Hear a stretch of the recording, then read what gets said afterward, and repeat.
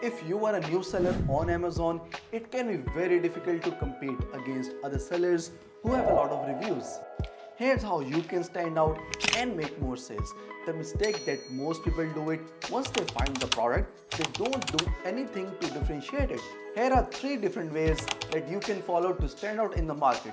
Point number 1, add some bonus item with your product to add some extra value to your product.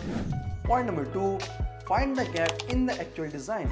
And you can do this by looking at the negative reviews of other sellers. Communicate that with your supplier to improve the quality or design of your product. Point number 3, you can add eBook or e-video to your product. For example, if you're selling some sort of cooking products, you can always include an eBook or top 10 recipes to use with your product. So you need to make sure that you do something to differentiate your product so you can stand out in the market. Otherwise, you'll be just wasting a lot of money, time and effort. And if you want to learn more Amazon tips and tricks, follow for more.